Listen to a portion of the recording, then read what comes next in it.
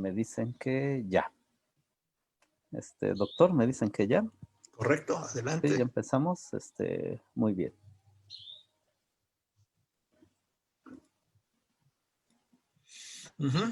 Muy buenos días. Bienvenidas, bienvenidos a esta actividad académica en el marco de la 24ª Feria del Libro UPN Tehuacán. Quisiera comentarles, informarles que hoy contamos con la presencia del doctor Carlos Ornelas, quien nos va a platicar sobre el análisis que ha estado realizando sobre Aprende en Casa y nos va también a hacer algunos comentarios de su libro más reciente que se titula Política Educativa en América Latina, Reformas, Resistencia y Persistencia. Entonces la actividad de hoy va a estar dividida en dos partes. Primero los comentarios sobre Aprende en Casa, un análisis muy minucioso, y posteriormente vamos a platicar sobre el nuevo libro. ¿Quién es Carlos Ornelas? Me voy a permitir presentarlo. Carlos Ornelas es profesor de Educación y Comunicación en la Universidad Autónoma Metropolitana. Obtuvo el doctorado en Educación en la Universidad de Stanford en 1980. Brill Sense Publishers publicó en septiembre de 2009 su libro más reciente, Politics of Education in Latin America, Reforms, Resistance and Persistence. Tenemos una muy buena noticia, pues Siglo XXI Editores acaba de publicar la versión en español y ya está disponible para su adquisición en línea. Incluso me voy a permitir hacer este pequeño espacio. En la página oficial de la Feria del Libro ya ustedes pueden encontrar el acceso, el link. El Fondo de Cultura Económica publicó otro libro en el año 2018, La contienda por la educación, globalización, neocorporativismo y democracia. Comentar también que el libro del sistema educativo mexicano se ha vuelto ya un referente obligado para cualquier estudioso de la educación, también editado por el Fondo de Cultura Económica. Carlos Ornelas ha sido profesor visitante en las siguientes universidades: Harvard, Columbia, Hiroshima, Nagoya, Iberoamericana, en el Centro de Investigación y Docencia Económica, el CIDE, y en el Tecnológico de Monterrey. Es miembro del Sistema Nacional de Investigadores Nivel 3, del Consejo Mexicano de Investigación Educativa, de la Sociedad Mexicana de Educación Comparada, de la Comparative and International Education Society, de la Latin American Studies Association. Fue socio fundador de la sección mexicana del Club de Roma y miembro asociado del Club de Roma de 1991 a 1995. Entre sus distinciones, cabe destacar el reconocimiento COMIE al mérito Pablo Latapí en el año 2015, otorgado por el Consejo Mexicano de Investigación Educativa. Doctor Carlos Ornelas, le damos la más cordial bienvenida a esta actividad. Agradecerle por la participación, por brindarnos su tiempo para compartir con la comunidad universitaria de la Universidad Pedagógica Nacional y con todos aquellos que hoy con las nuevas tecnologías nos acompañan a través tanto de Zoom en esta ocasión y de Facebook Live. A mí me parece sumamente importante que podamos dialogar y por supuesto escuchar las palabras suyas en torno a esta iniciativa de Aprende en Casa, que desde prácticamente marzo de este año que está por fenecer, venimos viviendo las mexicanas, los mexicanos, las profesoras, los profesores, por supuesto niñas, niños, con diferentes maneras de irnos adaptando, de irnos acoplando a esta realidad. Le cedo la palabra, doctor, y escuchamos atentos su disertación. Muchas gracias, tocayo, por esta presentación. Fue un poco más extensa de lo que esperaba. Te agradezco la invitación y a los organizadores de la 14ª Feria del Libro de la UPN en Tehuacán. Es una lástima que no podamos estar por allá. Sería la tercera vez que asistiría presencial, pero bueno. Hoy, como está en las escuelas, también lo hacemos en línea. Gracias también al auditorio por permitirme ahora sí entrar a sus oficinas o a sus hogares vía esta irrupción tecnológica, pero vamos a tratar de que esto sea lo más rápido y claro posible. ¿Por qué Aprende en Casa genera debate en nuestros días? Es un asunto importante. Déjenme comenzar con una cuestión primordial. En marzo, cuando por fin el gobierno mexicano se da cuenta de la gravedad que traía la pandemia, que no quiso tomarla antes, la Secretaría de Educación Pública optó por el menor de los males, por irse a línea, suspender las clases, y fue una medida acertada. Si de por sí tenemos un montón de cosas ahí, de infecciones y muertes y todo, si hubiéramos seguido en eso, hubiera sido, aquí el hubiera no es metafísico, hubiera sido peor. Entonces, fue una decisión buena, improvisada, que echó mano de los acervos que tenía la Secretaría de Educación Pública y que metió en compromisos a los maestros, a los papás y sobre todo a los niños en educación básica hasta la educación superior. De media para arriba es menos complicado porque pues son o jóvenes adultos, madurez y tienen más acceso, y los chavos de bachillerato pues ya todos son nativos digitales, tienen menos conflicto. Pero en básica, de preescolar y primaria y secundaria, sobre todo en preescolar y en secundaria, muchos problemas. Los padres, sobre todo las mamás, no estaban acostumbrados a trabajar con los hijos. Creo que por algunos de ellos, algunos papás tal vez por primera vez se dieron cuenta de que sus hijos tenían maestros. No conocían, no se interesaban y tuvieron que hacerlo porque estaban encerrados, enclaustrados, excepto los que no podían. Y se echó a andar en esas condiciones, con mucho optimismo. Ha sido la marca de la SEP desde que se inició la cuarta transformación, de que todo está requete bien, de que vamos a todo dar, de que la nueva escuela mexicana, pero sale con que vamos a terminar el ciclo escolar y que los alumnos van a obtener los resultados esperados, el aprendizaje esperado, los aprendizajes esperados. Así le llaman ahora al aprendizaje, los esperados. Cosa que era imposible de alcanzar, pero que se cubrió ahí, que bueno, todo el mundo fue promovido, era lo correcto, porque ni modo de excluir a los que ya están excluidos desde siempre, pero el aprendizaje no se llevó a cabo.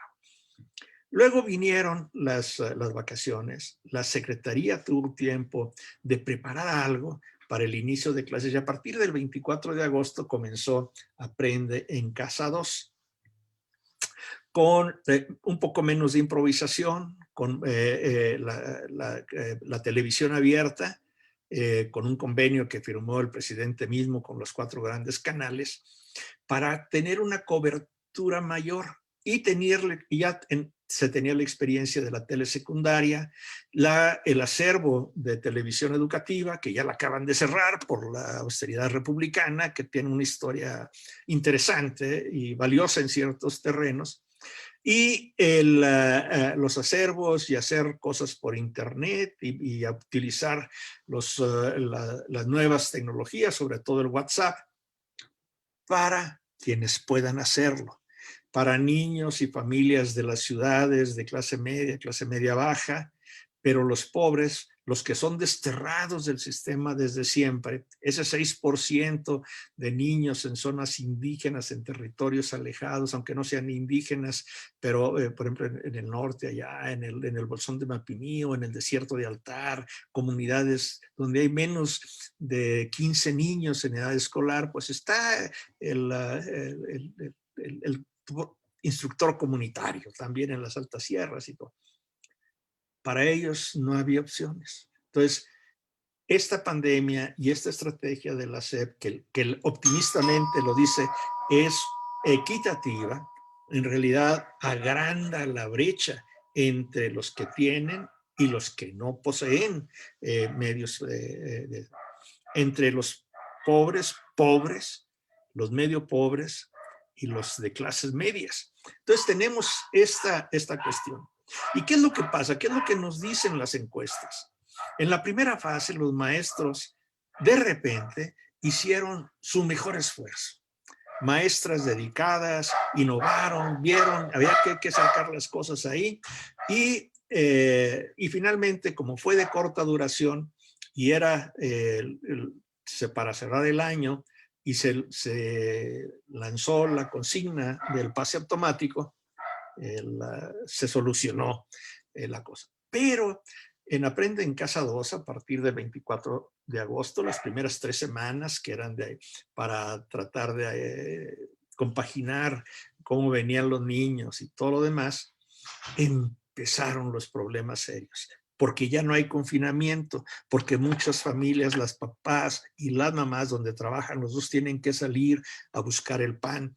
Otras familias también que son numerosas, donde hay una televisión, donde no tienen los medios más que uno por casa, donde compite el niño de primaria con el de secundaria, la niña de preescolar con eso, porque no se puede. Los maestros que están agobiados por las demandas de supervisores y directores de escuela, que lo que les interesa son las evidencias, recoger ciertas cosas. Y hace un mes exactamente empezó a surgir la inquietud entre los maestros. Bueno, ¿y cómo vamos a evaluar el primer ciclo? ¿Qué vamos a hacer con esto? Porque no tenemos, o sea, a pesar de que les Aprende en Casa 2 es virtual, en nuestro imaginario, en el simbolismo, la escuela presencial existe. Tratamos de hacer lo mismo que hacemos con la escuela presencial, y esto viene desde preescolar hasta superior, en condiciones completamente distintas, porque lo que más persiste en el imaginario colectivo de la noción de escuela, pues es de escuela. Y es lo que tenemos ahorita. Y con un montón de problemas agravados, insatisfacción de alumnos, casi el 50%, según la encuesta que dio a conocer antier la CONAEDU, no están insatisfechos, piensan que no van a aprender nada, que están perdiendo el tiempo. Las mamás están todavía en mayor conflicto, tienen que estar conciliando planes y todo. Y los papás, bueno, se interesan menos, están trabajando, están buscando, y aunque no estén trabajando, se interesan menos por lo general. Pero hay mucha inconformidad y desconfianza en que esto vaya a salir bien. Y creo yo porque por esta cuestión simbólica de que seguimos pensando que la escuela presencial es insustituible. Y en efecto lo es. Porque la misión principal de la escuela presencial es el aprendizaje. Pero no nos hagamos tontos. No es bueno lo que aprenden nuestros estudiantes en la escuela presencial. Ahorita está diciendo, no, es que la escuela presencial es lo máximo. No es cierto, teníamos muchos problemas de burocratismo, de mala administración, del corporativismo, los maestros hechos a un lado por los líderes sindicales, obligados a veces a marchar en los territorios de la coordinadora y todo lo demás. Y no es cierto que los niños aprendieran bien. Todo tipo de evaluaciones nos dicen que estaban mal. Sin embargo, con la pandemia glorificamos la escuela presencial, como si siempre hubiera sido buena. Pero ¿qué es lo que pasa? Bueno, en efecto, en la escuela presencial se aprende más que a distancia. Eso no creo que vaya a haber evaluaciones que nos digan lo contrario. Todavía no lo sabemos, pero es una conjetura muy razonable, pienso. Pero la otra parte importante es que la escuela es un núcleo social. Es donde los niños conviven, practican cierto tipo de actividades que no lo tienen en sus casas, donde conviven, bueno, ya lo había dicho, donde tienen cierto tipo de relaciones, donde el recreo es la cuestión de socialización, con un montón de cosas buenas, donde se hacen amistades perdurables, y también donde los gandayas o bullers, ahora con el bullying y todo, los hacen sufrir a los más débiles, a los que tienen capacidades diferentes, etcétera. Que eso también existía. Entonces, un vecino dice, yo estoy a todo dar porque no estoy yendo a la escuela, entonces no se están burlando de mi hijo. Digo, no fue el niño quien me lo dijo, sino la mamá, porque tiene ciertos problemas, cierta discapacidad física. no intelectual, pero sí física, entonces es parte de las mofas de sus compañeritos. Entonces, todas estas cuestiones se conjugan ahí. Y lo que más molesta, desde la perspectiva que yo digo, es que la Secretaría de Educación Pública, el secretario en persona, insiste en que todo está muy bien, de que la vamos a hacer, de que los estudiantes van a obtener los aprendizajes esperados, cuando lo más factible es que no se van a encontrar. En lugar de ver con un poco de modestia hacia adentro, resaltar los logros y ver las dificultades que estamos sufriendo. Nada de que, porque no es cierto, además de que no, de la UNESCO vienen a ver qué es lo que estamos haciendo para utilizarlos en otros países. No es cierto. Las evaluaciones internacionales preliminares que he leído de la UNESCO precisamente nos dicen que en Uruguay, en Perú, donde hay una turbulencia política, donde cambian de presidente cada semana, esto de educar a distancia en Chile, Uruguay, Chile y Perú están mucho mejor que México. Entonces, ¿quiénes vienen a aprender de nosotros? Lo dudo, pero es parte de este discurso optimista y la desconfianza de maestros, alumnos y padres de familia continúa. Permítanme cerrar esto con lo que pasa con los niños y niñas de secundaria. Pienso yo que en esta circunstancia, que es un año extraordinario, en un ciclo lectivo confuso, lleno de muchos inconvenientes, estos niños que están en la pubertad, en la preadolescencia, donde están haciendo, donde los cambios físicos son más notables, donde la reunión de los niños desde sus pares es mucho más importante que con los padres, porque es cuando empieza la rebeldía contra la autoridad establecida, son quienes padecen más de la ausencia de la escuela presencial. Y sin embargo, es poco lo que se puede hacer, porque sería mucho peor responder positivamente a las demandas de sectores medios, sobre todo de escuelas particulares, que piden el regreso a clases, que dicen que ordenados y todo, porque no tienen idea de lo que cuesta. O sea, los 10 puntos que planteó el secretario de Educación Pública, Esteban Moctezuma, para regresar a clases: sanitización de salones, cubrebocas, vigilancia a la entrada, a la salida, no más de 15 alumnos por salón, etcétera, tiene un costo increíble. Agua, simple y sencillamente agua para beber todos los días. 24,000 escuelas públicas de primaria no tienen agua, no tienen servicio de agua. ¿Quién sabe cuántas no tienen drenaje ni servicios sanitarios? Entonces, ¿cuánto nos va a costar tener agua purificada para ellos y para las escuelas? Aunque haya agua, no es potable, no se la pueden tomar porque viene sucia desde afuera, no se filtra antes. Entonces, el agua cuesta mucho, los cubrebocas, los sanitizantes y todo lo demás. Mis estudiantes y yo hicimos un pequeño cálculo de que eso costaría en un año 60,000 millones de pesos. ¿De dónde saldría ese dinero con los recortes que está sufriendo el sector educativo? ¿Quién va a pagarlos? Los estados están peor. Los padres de familia, pues otra vez, la brecha. Los pobres, pues no pueden, pues que se inunden como Tabasco. Entonces, esa es la realidad que tenemos. El optimismo en contraste con la realidad. Es la síntesis de lo que estamos trabajando. Muchísimas gracias, doctor. A mí me parece muy relevante poner en la mesa todos estos asuntos, porque en ocasiones sí se han escuchado muchas voces que precisamente reclaman ya el regreso a las clases, ¿no? Que piden que ya los niños no estén en casa porque se aburren o porque afloran otro tipo de problemas. Pero a mí me parece que hay que pensarlo muy bien, hay que ser muy cautelosos, ¿no? Para poder establecer un calendario a lo mejor gradual de cómo regresar a nuestras instituciones escolares, pero también revisar estas implicaciones. Ciertamente la pandemia prácticamente nos desnudó con todas las carencias que tenemos. Vamos a pasar entonces a la segunda parte de la actividad de hoy, o gusta que abramos ya el espacio de preguntas. Sí, un espacio de preguntas y respuestas, porque la otra actividad pues, va a ser más breve. Ok, Porque no entonces, tenemos comentarista, sí. excepto tú. Pero bueno, es la introducción. Sí, sí. Entonces abrimos el espacio de comentarios, de preguntas para el doctor Ornelas. Están abiertas las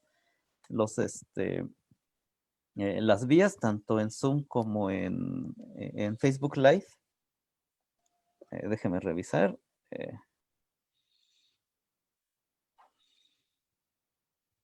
um,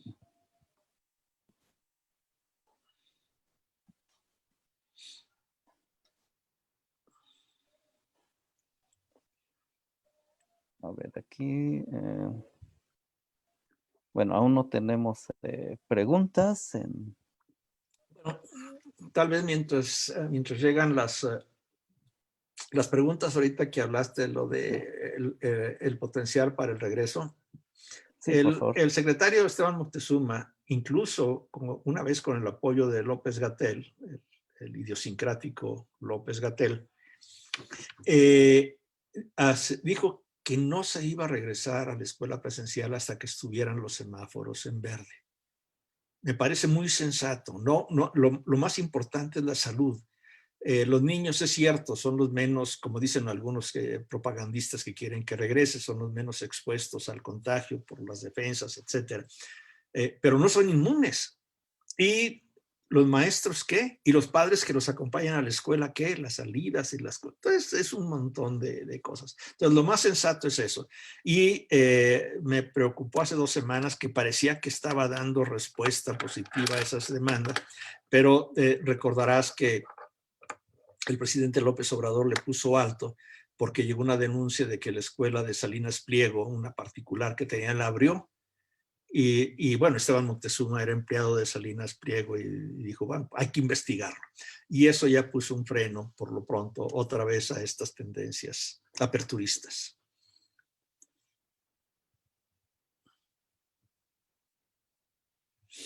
El micrófono ya. Tenemos una pregunta, doctor, de Mari Villarreal. ¿Cuál sería la propuesta alternativa al modelo que se tiene actualmente?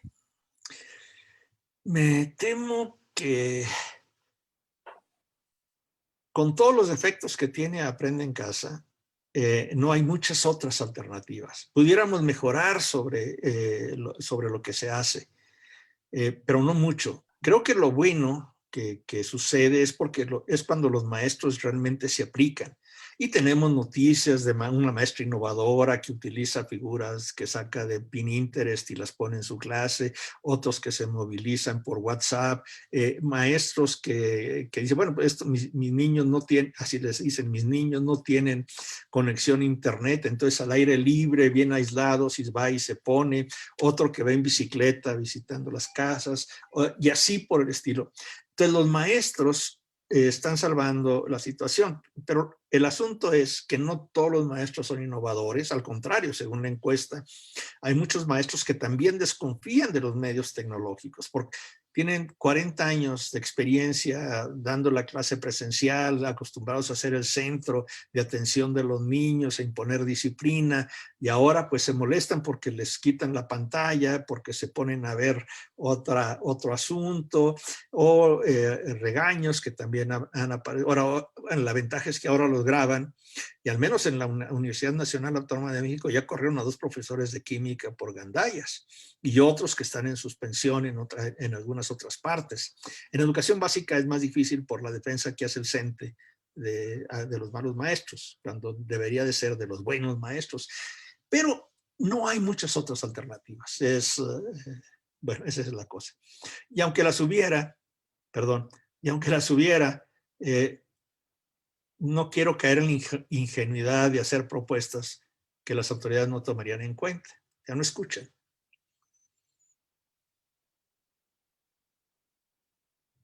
Julio Rojas Uh-huh. nos está hace un comentario y al mismo tiempo nos hace la pregunta. La educación a distancia ha denotado mucho esa parte de la improvisación por parte del sistema educativo. ¿No cree viable empezar a integrar las TIC en los programas educativos, así como ya lo hicieron en Uruguay, Chile y Argentina? Es parte de, creo que una de las consecuencias que va a dejar, es mi conjetura, es que buena parte de los hábitos que están surgiendo ahorita no se van a abandonar, pero tampoco van a sustituir a la escuela de veras, a la escuela presencial por las relaciones, sobre todo por lo que estábamos diciendo. Pero sí, muchos maestros ya se dieron cuenta de lo que sí le pueden sacar utilidad, de lo que para qué sí sirven estas cosas. Incluso escuché en una entrevista de radio que le hicieron a un maestro veterano, reivindica aquella cosa de la enciclomedia, no sé si se acuerdan de los libros de texto que ponían y todo, yo que le parecían muy bonitos y que en aquel entonces el magisterio los rechazaba, que ahora sería bueno. Y creo que el siguiente paso de los libros de texto gratuitos es hacerlos interactivos. Presente enciclomedia con Fox, ¿no? Y todo el Sí. programa y el derroche que se denunció en aquellas épocas. Por cierto, la crítica que se hizo fue por ese derroche, por la corrupción, no tanto por las cuestiones pedagógicas. Las evaluaciones que yo leí, independientes, una que hizo Gilberto Guevara Niebla y Roger Díaz de Cosío, los maestros evaluaban favorablemente, digo, con sus dudas, pero los evaluaban favorablemente, pero la corrupción fue gigantesca. Tenemos otras preguntas. Odalis, yo creo que podemos juntar estas dos preguntas. Odalis nos dice, ¿por qué esa manera optimista de la SEP?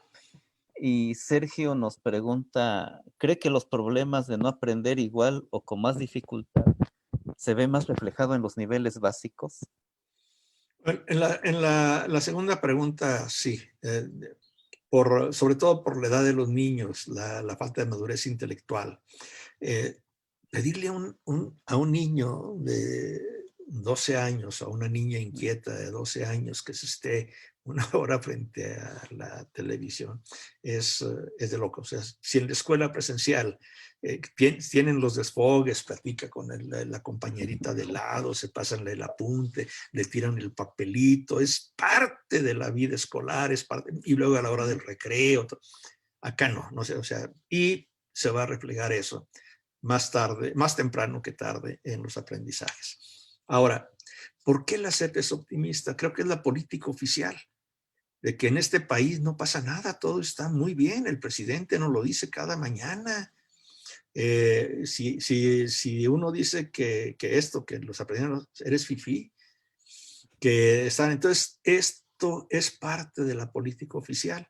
Si un funcionario, un alto funcionario, no muestra ese optimismo y dice que la cosa está mal, pues hace enojar al jefe y nos vamos para atrás. Pero además pienso que el secretario Moctezuma también parte de su autoestima, de cómo se ve a sí mismo, le dice que tiene empuje suficiente y que va a porfiar y que todo va a salir bien. A pesar de que dice que es terco y que las escuelas de tiempo completo iban a tener recursos y todo, el presidente dijo, se aprueba el presupuesto como va y no hay dinero para las escuelas de tiempo completo. Claro, dice, van a sacar de Aprende en Casa, otro problema, pero son reglas de operación distintas. No hay dinero para las escuelas de tiempo completo.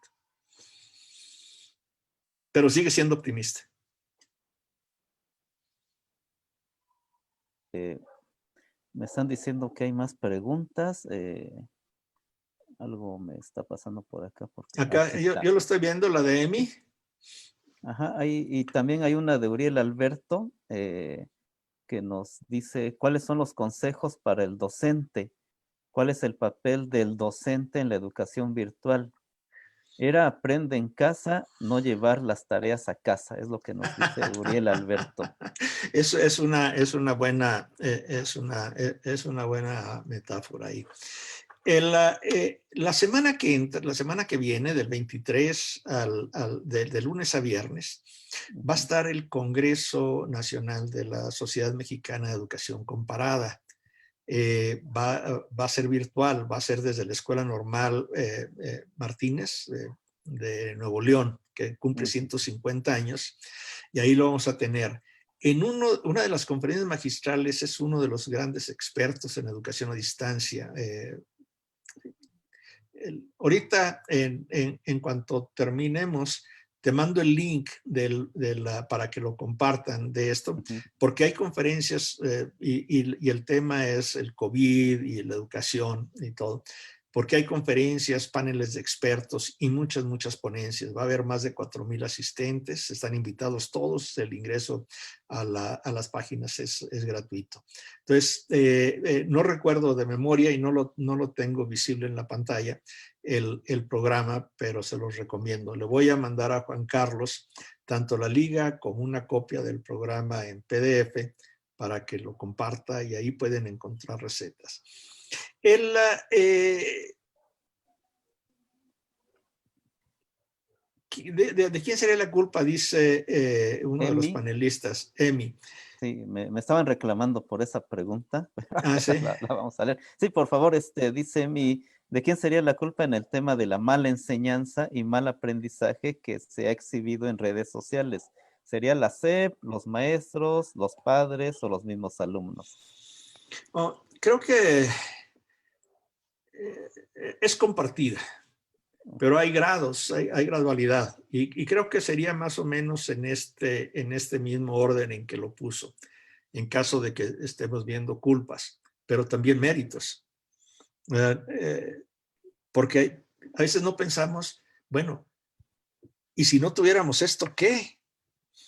Como a principios del siglo pasado con la influencia española, que se cerró todo y que nada más andaban los pobres carretoneros cargando cadáveres por las calles de la Ciudad de México ahí, y que con un gran riesgo de infectarse. Acá corríamos el gran riesgo de infectarnos todavía más de lo que estamos, y que se incrementara el número de muertos, etcétera. Entonces, creo yo que tenemos las dos cosas, culpa y méritos. Okay, y en ese orden, SEP, maestros, padres y alumnos, porque también tenemos alumnos que no quieren estudiar, ni aún en la escuela presencial, o sea, no solamente por acá. Muy bien. Nos dice Patricia Reyes, siento que lo que nos falta en México son maestros con vocación, porque los que tienen vocación tienen el interés por enseñar, pero ¿cómo cree usted que pueda cambiar en México? ¿Cree que después haya un cambio favorable en el aprendizaje? No sé, hacer pronósticos así para cuestiones profundas es muy difícil. Estoy de acuerdo que hay muchos maestros con vocación. No puedo cuantificarlos, pero a lo mejor no es la mayoría dentro del sindicato. Una de las cuestiones terribles que están sucediendo con el gobierno de la 4T, a reserva de que todo el mundo puede opinar en contra de lo que yo opino, es cerca de 400,000 plazas regularizadas que presumen tanto el CENTE como la coordinadora, los dirigentes, ya lo logramos y todo. ¿Y qué pasa? Que son muchos de los maestros que entraron con las viejas, no todos, pero muchos entraron con las viejas prácticas de la herencia, de la compra-venta, que entraron como interinos con la expectativa desde la campaña de nuestro hoy presidente, de que las cosas iban a mejorar, y entonces ya están. Y buena parte de los recursos de la Secretaría de Educación Pública se van para pagar esas plazas. Y si no, bueno, en Michoacán paran los trenes, en otras partes las casetas, incendios de edificios públicos, bloqueos a las oficinas de educación, o la negociación discreta del CENTE con las altas autoridades para evitar mayores problemas. Muy bien. Alma Rosa, a lo mejor juntamos aquí dos preguntas, doctor. Dice Alma Rosa, ¿qué estrategias podemos implementar en el caso de los alumnos de comunidades rurales a los que se les dificulta poder tomar clases en línea? Y Areli Bautista nos pregunta, bueno, le pregunta a usted, ¿el número de actividades asignadas y las materias que se imparten tendrían que cambiar en esta situación? ¿O habría que pensar que esta situación a distancia llegó para quedarse? Bien. Bueno, no pienso que haya llegado para quedarse, pero va a durar más de lo estimado. Y sí, es lo que platicábamos hace rato. Seguimos pensando en la escuela física. Cuando la escuela física está cerrada, esa escuela ya se fue. Y es difícil que regrese tal y como estaba. Vamos a suponer, es un supuesto, una mera idea, un escenario optimista, o no tan optimista como el de la CE, pero vamos a suponer que regresamos a clases a partir del próximo ciclo escolar. Y que va a ser, porque todo, a pesar de la vacuna, no hay cura, va a haber vacuna, pero todavía no va a haber remedio para quienes se infecten. O sea que tendría que ser otra vez. Pero, y que va a ser, como dice el secretario, por precaución. Vamos a entrar la primera semana, la mitad de los alumnos para que no estén aglomerados en el salón de clase, lunes y martes, o lunes y miércoles unos, y martes y jueves otros, y el viernes todos los que tengan algo de rezago para poder tener control y todo lo demás. ¿Y qué es lo que quienes se quedan en casa? ¿Qué es lo que va a pasar con ellos? ¿Quién les va a dar instrucción el miércoles o el jueves que no estén en la escuela? ¿Cómo se va a organizar todo eso? Va a ser una organización burocrática distinta, para lo cual no está preparada todavía la Secretaría, y a pesar de que hay tiempo para preverlo, va a costar, porque tienen que tener dos maestros por grupo para primaria, por ejemplo, 2 maestros de secundaria para historia, 2 para matemáticas, en lugar de... Entonces, todo eso es un gasto increíble. Entonces, vamos a tener que estar dependiendo mucho de esto que tenemos ahorita y más. Enseñanza programada, de bachillerato para arriba, con estudiantes que no necesitan mucha motivación externa, con ejercicios, con programas, con tutoriales, etcétera. Pero va a seguir, y creo que va a sembrar algunas cuestiones buenas para regresar a los maestros con vocación. Le entrarían, buscarían alternativas, para qué sí y para qué no. Porque yo por esta vía puedo poner bonitos videos lúdicos para la enseñanza de las matemáticas, que existen, abundan, mexicanos y de todas partes del mundo. Y esos, y con caricaturas y todo, aunque estén en inglés, muchos niños los entienden por los movimientos de las piezas, para enseñar fracciones, un montón de cosas que se pueden hacer, que incluso se pueden utilizar dentro del aula. Pero creo que tenemos todavía estos problemas por delante. Muy bien. Hay algunos otros comentarios sobre la cuestión de la vocación. Uriel nos dice que sí hay maestros con vocación, pero no todos tenemos habilidades y destrezas para innovar y adaptarnos a la tecnología. Odalis también nos comenta, conforme a lo que se menciona, sí es aprender a distancia, porque estamos lejos de aprender, es lo que nos dice Odalis. Muy bien. Y Daniel, igual sobre la falta vocacional de los docentes, si podemos aprender igual desde casa, ¿no? Y también relacionando esto de la falta de docencia. Y Anaid Carvajal también nos hace el comentario: como estudiantes estamos más preocupados por entregar trabajos que por aprender, y hace la pregunta: ¿cree que nos afecte a largo plazo?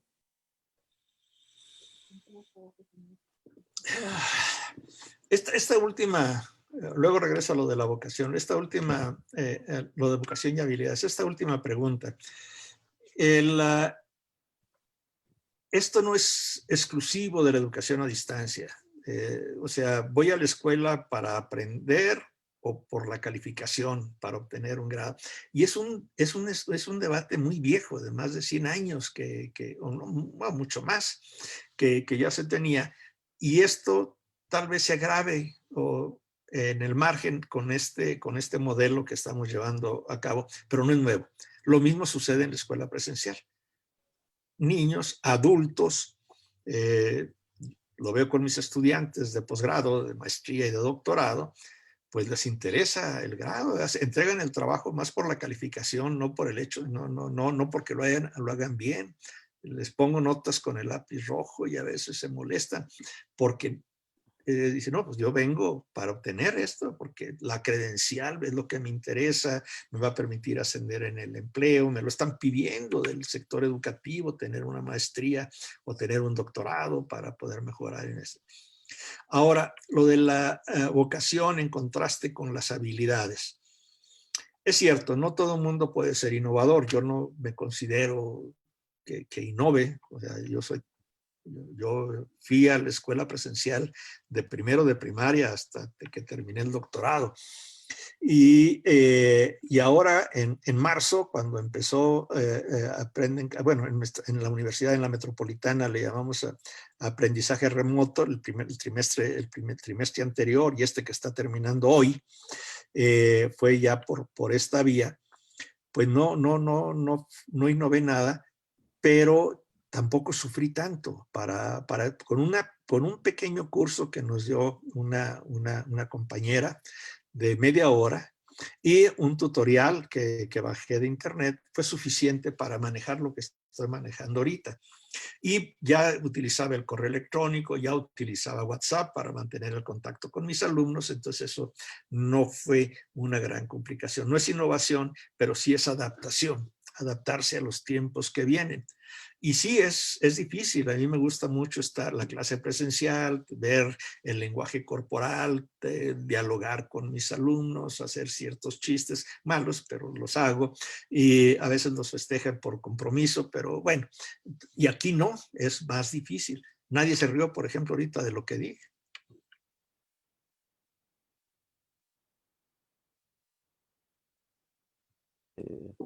Ya. Hay dos preguntas que creo que A también ver. las podemos unir. Mario Ortiz nos pregunta, ¿qué hay sobre las evaluaciones del curso?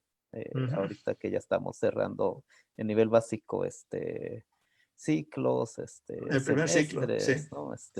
Y, y Daniel también nos pregunta, la SEP en el nivel medio superior estará consciente de que este año yo creo que será en promedio el más bajo en cuestión de aprendizaje. Sí, se habrá Esta consciente. segunda creo que sí, no hay problema. O sea, y no solo la SEP, todo mundo sabemos porque es un año extraordinario, insólito, ¿no? Inesperado también, o sea, que estábamos en estas cosas. La otra, ¿me la repites? Creo que era... Sí, dice,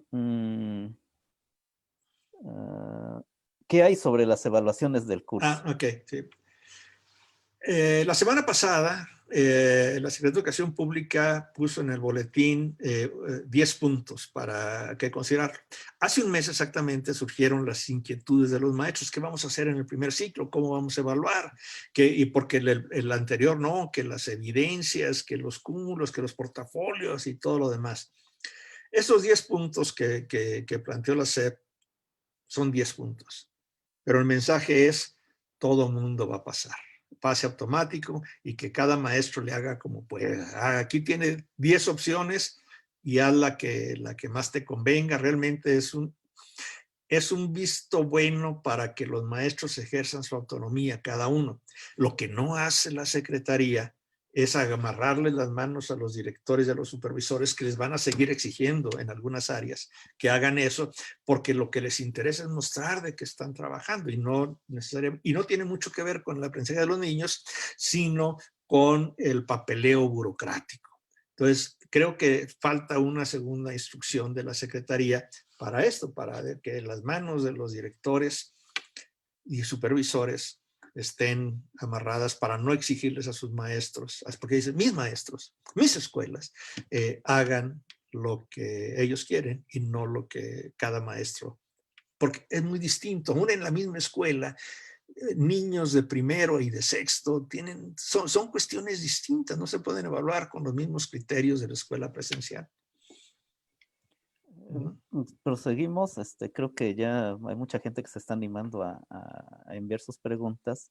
A ver, Michelle nos pregunta, ¿qué consejo le daría a los profesores para mejorar el compromiso de los estudiantes? Y si confía usted en que los hijos tendrán el progreso académico adecuado a través de la educación a distancia.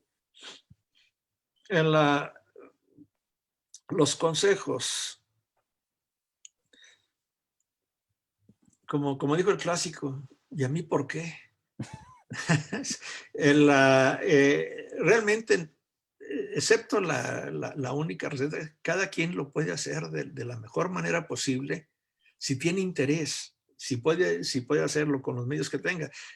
Si Michelle puede acceder a Zoom y sus estudiantes también, a lo mejor, o Google Meets, o Google Classroom, o Meets de Microsoft. Bueno, son buenos medios, otros el WhatsApp para mantener el contacto con los alumnos, pero es complicado. No hay recetas infalibles. La capacitación, como dicen todos los maestros, es necesaria y es insuficiente y a veces ausente para estos menesteres.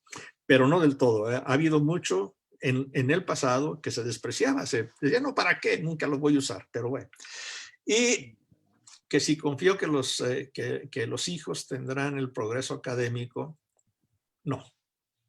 La parte optimista de la Secretaría dice, sí, va a ser igual, lo vamos a obtener. No, es imposible, es por simple lógica. ¿Cómo vamos a tener el mismo resultado con 3 horas o 45, 2 horas y pico de televisión cada semana, con este tipo de mensajes, cuando con tareas que a lo mejor haces de más mala gana, que las mamás no te vigilan porque tiene que ir al puesto o a trabajar, o el papá está ausente? Es terrible. Y en las áreas indígenas, en las zonas alejadas, más. En algunas áreas, por cierto, de estas zonas muy pobres, los instructores comunitarios siguen haciendo bien su tarea, porque son zonas de muy poca contaminación, de muy pocos contagios. Están aislados.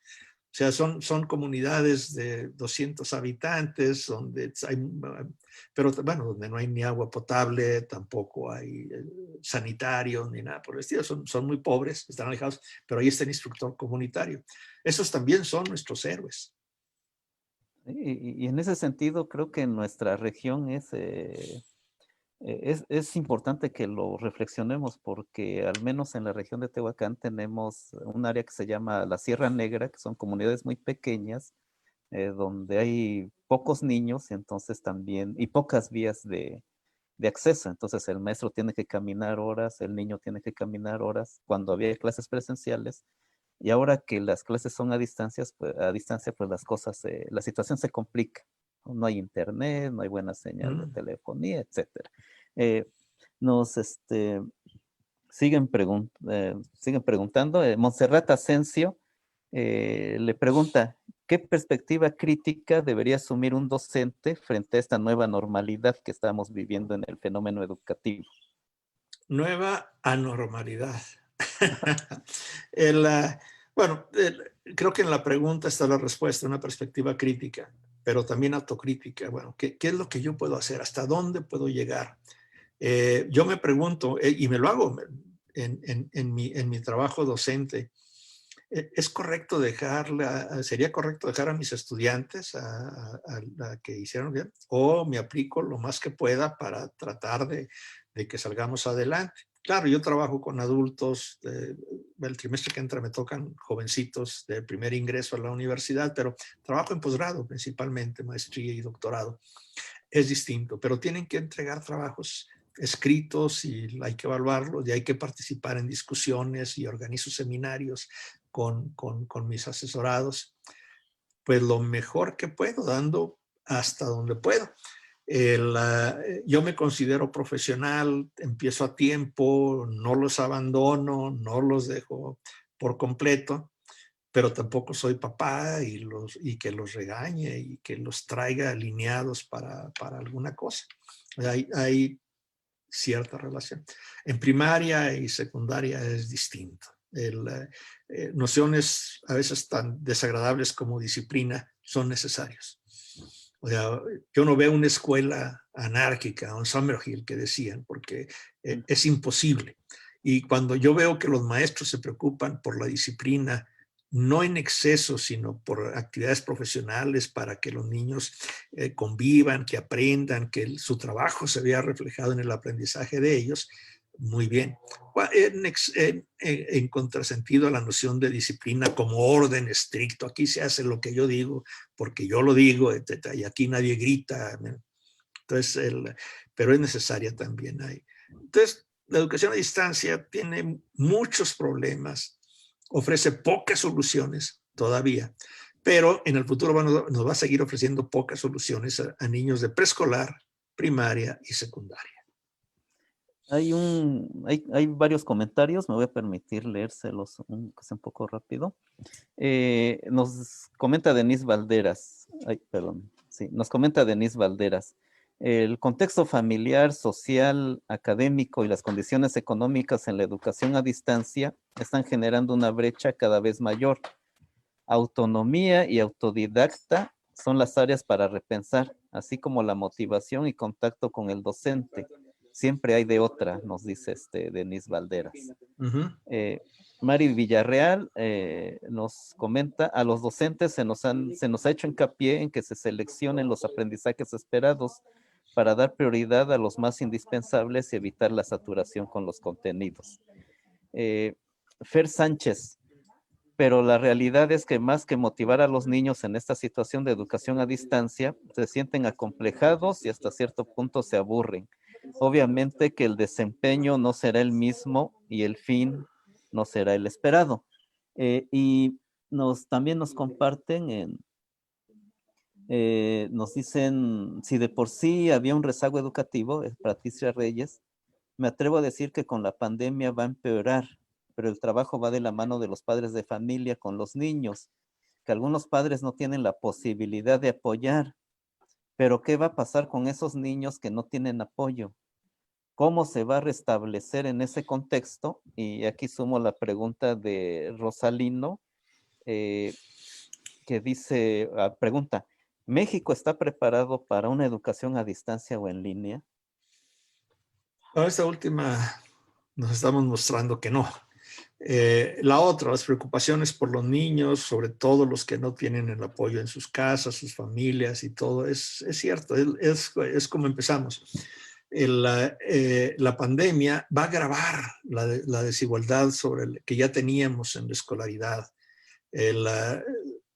Antes había desigualdad, ahora es peor. Y sí, en efecto, el rezago va a ser mayor que en otros años, ¿no? A ver, también la deserción escolar va a crecer. En la escuela pública, en primaria y secundaria, a lo mejor no se nota mucho porque emigraron de la educación privada, que pagaban cuotas, y con la pandemia, la crisis y todo lo demás ya no pueden pagarlas y se inscribieron en primaria.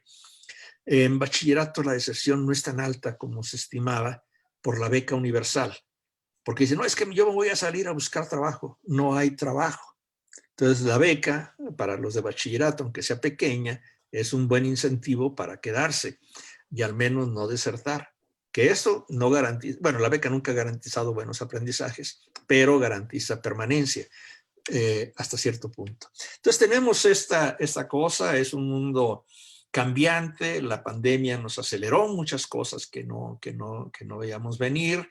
Es terrible, muchos muertos, muchos infectados, nos baja la moral, tenemos desesperación, no nos gusta estar encerrados, estamos sufriendo. Sin embargo, algo nos va a dejar de aprendizajes también, en utilizar estos medios, no despreciar tanto la cuestión tecnológica y tal vez nos arroje, aunque mucha gente lo duda, un poco más de humanidad, un poco más de respeto por el planeta, por los prójimos que están sufriendo, aunque muchos son pesimistas de que esto pueda suceder. Pero siempre después de pandemias como esta, la humanidad mejora, aunque sea por un ratito. Yo creo que vamos cerrando esta primera parte, doctor. Daniel nos hace un comentario y pregunta, dice Daniel, muchos padres de familia están debatiendo en si seguir con este año escolar, ya que piensan que este es un año perdido. ¿Qué le dirán ustedes? ¿Cuál es su opinión respecto a eso? Alguien también publicó eso, que lo más sensato, no abandonar Aprende en Casa 2, pero en lugar de regresar al ciclo escolar anterior, o sea, en lugar de regresar a un nuevo ciclo escolar y dar por promovidos a que todos los niños pasen, que sea al revés, reiniciar otra vez. O sea, tú estuviste en quinto año, entraste a quinto año el 24 de agosto de 2020, en agosto del 2021 entras a quinto año.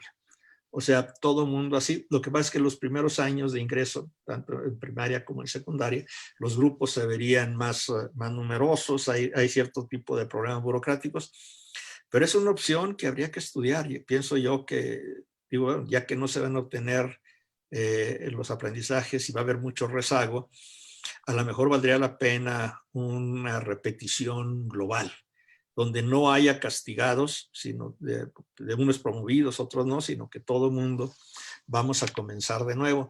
Es una opción, no recuerdo quién la puso en circulación, pero creo que merece estudio. Yo creo que ya vamos cerrando, doctor. Ana Sí, muy Irán bien. Mendoza, ya las últimas, ¿cuál cree que sería el mejor comienzo respecto a la educación después de esta pandemia, tanto para los alumnos como para los profesores, ya que parece que nos estamos acostumbrando a esta manera de estudio? Gerardo Fong, ¿cuáles son las principales lecciones a resaltar de esta experiencia de educación a distancia? La necesidad de reducir una brecha tecnológica, producto de una brecha económica o histórica, o la falta de herramientas con que se dota a los docentes y los medios con que cuentan los alumnos y sus familias. Y Sixto Martínez nos comenta, sin duda, con esta pandemia, las brechas de los logros educativos en comunidades y pueblos originarios son más evidentes, en la que tiene mucho que ver la intervención docente. Algunos que hacen recorridos a sus comunidades, otros monitorean desde sus casas, otros más se desentienden de sus funciones. ¿Cuál es su comentario al respecto? Fueron muchos como Sí, para como cerrar comentario. con una cosa general. Gracias, compañeros. Me quedo con algunas de estas inquietudes. Déjenme comentarles que mis estudiantes, mis asesorados de maestría y doctorado y yo, más ellas, que son 3 mujeres y 3 hombres, estamos trabajando, pero más ellos, más los estudiantes que yo, para diseñar un proyecto y darle seguimiento a estas cuestiones. Y algunos de mis estudiantes sí perfilan este tipo de ideas. Bueno, ¿cuáles son las lecciones que aprendemos? ¿Cuáles son las alternativas que vamos a tener?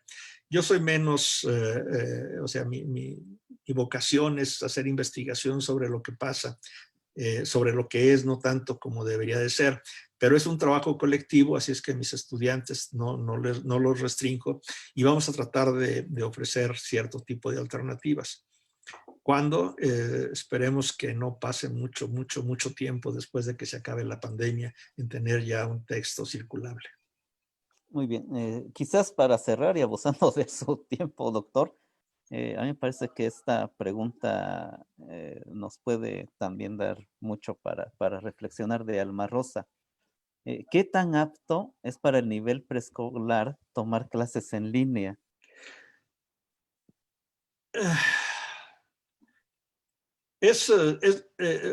Los de preescolar y secundaria son quienes más sufren, es lo menos apto, pero no hay de otra. Esa es la otra cuestión, que no hay posibilidades de tener a los niños chiquitos ahí en los jardines de niños, arriesgar a las educadoras a que se contagien, a las mamás que los van a llevar. Entonces, es lo más complicado y es donde tenemos menos progreso, según las encuestas de antier. Muy bien, pues entonces cerramos aquí la primera parte. Doctor Ornelas, nuevamente agradecerle su generosidad para compartir con la comunidad universitaria en esta Feria del Libro. Pasamos a la segunda. A mí me parece muy relevante hacer el comentario y la invitación para que próximamente podamos leer su nuevo libro. En términos muy generales, sí quisiera comentar que el texto se publicó primero en inglés en el año 2019 y que fue fruto de varias reuniones de trabajo con investigadores de América Latina, tanto en reuniones en Estados Unidos como en reuniones aquí en México. Y dando un vistazo muy general, en el libro podemos encontrar estudios muy serios sobre las políticas educativas en Argentina, sobre las reformas educativas en Chile, en las reformas educativas en Brasil, en Perú, por supuesto, en Ecuador, en Colombia, en El Salvador, en Cuba hay todo un capítulo aquí sobre revolución y perfeccionismo en Cuba. La reforma educativa en México, que yo creo que es un capítulo que todos debemos leer, y que nos da un panorama general sobre cómo se han diseñado, cómo se han implementado las políticas educativas en América Latina, vista desde los diferentes países. ¿Qué nos puede comentar, doctor Ornelas? Invítenos a leer el libro. Bien. Muchas gracias, Tocayo. Es una buena introducción. Lo que sí están viendo ahí se ve la pantalla. No, en este momento no. ¿Ahora? Tampoco. Caray. Bueno, es la portada, pero ya no sé cómo hacerle. Sí, Según esto, yo estoy sí, hace rato sí compartiendo. se vio. Sí, Hace ¿verdad? rato sí se veía. Pero ahora no sé qué pasó. El desktop 2. Mm, Ya Ahora está sí. cargando. Ya Ya, se ve su ok. pantalla. Bien. Bueno, esta es la portada. Agradezco mucho a Siglo XXI que haya tomado interés en publicarlo en español. Como nos platicaste, la versión fue primero en inglés, es producto de varios seminarios en Estados Unidos, en México. Somos 14 autores latinoamericanos, 3 estadounidenses. Y tratamos de cubrir la mayor parte del territorio. El libro es extenso, es largo, son más de 400 páginas. Tiene ensayos sobre Argentina, Chile, Brasil, Perú, Ecuador, Colombia, El Salvador, Cuba y México, y una respuesta a cómo los maestros, los sindicatos de docentes responden a las reformas impulsadas por los gobiernos de América Latina. Mis colegas, voy a proporcionar sus nombres, son muy conocidos en el ámbito de la educación comparada internacional: Beatriz Ábalos, de Chile; María Ballarín, de Perú; Jorge Baxter, es mexicano de origen, colombiano de nacionalidad, estadounidense de nacionalidad, vive en Colombia con su esposa y escribió sobre El Salvador, que es su tesis de doctorado. Jason Beach es argentino; Christian Belay, chileno; Brent Edwards es estadounidense; Gilberto Andrés García Batista es cubano; Mark Ginsburg, estadounidense; René Guevara Ramírez, colombiano; Anne Viniecki, brasileña; Aurora Loyo, mexicana; Gonzalo Muñoz Estuardo, chileno; María Fernanda Rodríguez, peruana; Sandra Milena Telles Rico, colombiana; José Weinstein Cayuela, chileno. José Weinstein fue subsecretario de Educación y luego ministro de Cultura en los gobiernos de Frei en Chile, los de la Unidad Democrática después de la dictadura. Son autores muy conocidos, todos participaron. Mi ensayo es sobre la reforma educativa del gobierno anterior, y ya en la traducción, en el inglés, en la versión en inglés no, porque la terminé muy al comienzo de 2000, XIX, había poco que ver, más que que ya había lanzado la iniciativa de reforma del presidente López Obrador, pero en la versión en español, el director general del Fondo de Siglo XXI, Julio Labastida, a quien agradezco mucho la rapidez con que se procedió, me solicitó que hiciera un adendum sobre esta reforma, y ahí está, sobre el papel del gobierno de Andrés Manuel López Obrador, y ahí están los primeros meses cubiertos en términos muy apretados, muy sintéticos. El libro es ambicioso, cubre mucho. Mis colegas son conocidísimos, son excelentes escritores. Pienso yo que el libro es legible. Claro, el juicio de valor sobre su calidad es de ustedes, de los lectores. Pero lo que sí puedo decirles es que tiene, desde mi perspectiva, esta claridad en el lenguaje, los argumentos están lógicos, tienen un seguimiento, cada uno de ellos un hilo conductor muy claro, lo discutimos mucho. No hay un enfoque teórico exclusivo, en los seminarios que tuvimos acordamos trabajar juntos, no pensar igual, no pensar todo lo mismo. Entonces, cada capítulo tiene un enfoque teórico particular. Sin embargo, lo reunimos en 3 grandes corrientes para la interpretación, y creo que con esto concluyo. La primera corriente teórica es le llaman la teoría de la cultura mundial, la del isomorfismo cultural, es sociológica, y nos indica que hay una tendencia hacia una cultura global universal que empezó en el siglo XIV, XV con la expansión del comercio internacional, y que se ha profundizado con la ahora llamada globalización, y que la cultura pop, no tanto la cultura profunda, la cultura pop estadounidense es la dominante y es la que está difundiendo. Y luego ven, correctamente pienso yo, que ven que las escuelas en todo el mundo se parecen, que todas tienen primaria, secundaria, los sistemas educativos, las aulas son parecidas, los maestros hacen lo mismo, hay libros de texto, está el aprendizaje, Entonces ellos dicen que es isomorfismo, es la palabra, porque se parecen, isomorfos, cultural, y que la tendencia es que va a ser a largo plazo y que es legítimo. Ese es el punto más criticable. Y es donde entra la otra corriente, que es medio es arbitraria la calificación, pero no encontramos otra que nos generara consenso, la del neoimperialismo cultural.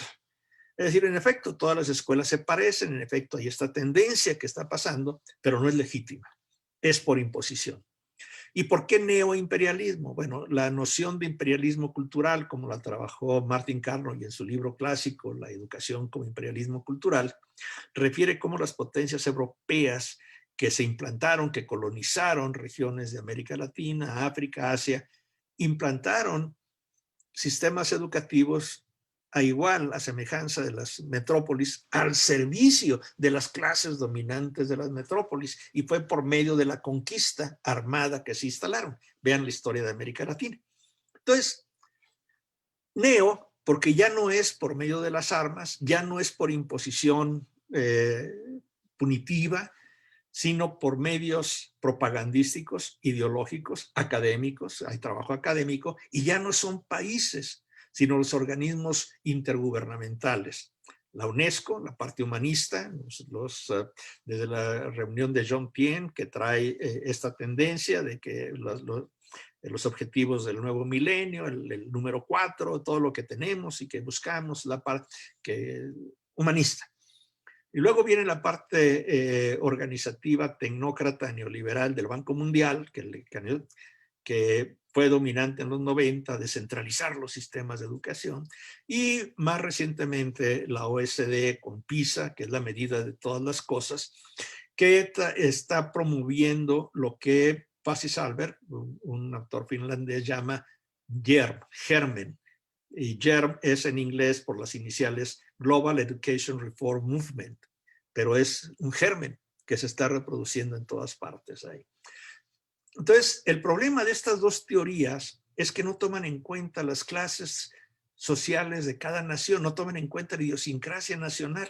Piensan que los gobernantes son en un extremo, pudieran ser en el extremo benévolo, inexistentes, que no hacen más que lo que les ordenan estos organismos, o en otras, o la perversa, que sean títeres este imperialismo cultural. Entonces, hay otra corriente que es arbitrario también de cómo se da esta recepción, la del prestamista y el prestatario, donde la idiosincrasia nacional, que es lo que hacemos en 10 de los 11 capítulos del libro, ¿qué es lo que hacemos? La idiosincrasia nacional cuenta mucho los intereses de los grupos gobernantes en cada nación, las respuestas que dan los maestros, las respuestas que dan padres de familia, organizaciones sociales. ¿Por qué resiste tanto la desprivatización en Chile? Las escuelas privadas están resistiendo. Tuvo que haber un referéndum hace 3 semanas para una nueva constitución, porque ahí están defendiendo todo lo que ganaron con la dictadura de Pinochet. Entonces, eso nosotros sí lo tomamos en cuenta y vemos que la dialéctica entre lo local, lo nacional y lo global es mucho más compleja que la mera dominación cultural, la mera transferencia con tendencia de la cultura mundial, y que requiere estudios como los que hacemos nosotros, nacionales, idiosincráticos, al mismo tiempo que vemos la realidad global. Espero que lo consulten, creo que puede ser muy útil, sobre todo en las UPN. Los maestros de las UPN son quienes más compran mis libros, pero también para ampliar el panorama de que no solamente es México quienes estamos pasando por esta etapa de reformas, de resistencia y de persistencia. Porque la persistencia cultural, y lo estamos observando ahorita con la pandemia, esta idea de que la escuela física existe, es muy profunda. O sea, y es difícil de cambiar y todos lo sabemos. Pero los juicios de valor sobre el libro acaba de salir la semana pasada, apenas está recién salido de la imprenta, todavía no está circulando en librerías. Por eso no pude conseguir un comentarista, por eso Juan Carlos no lo pudo leer en español, porque todavía no lo tiene, pero agradezco mucho la introducción que hizo, fue muy elocuente, dio la perspectiva, y espero que lo consigan. Y de nuevo, agradezco mucho la hospitalidad de Juan Carlos, de la UPN de Tehuacán y de los organizadores de esta 14ª Feria del Libro de Tehuacán. Muchas gracias. Cómprenlo. Lo dejé de escuchar, doctor. Sí, creo que te congelaste. Yo acá, mi sistema según esto estaba bien. Bueno, terminé pidiendo que compraran el libro. Sí.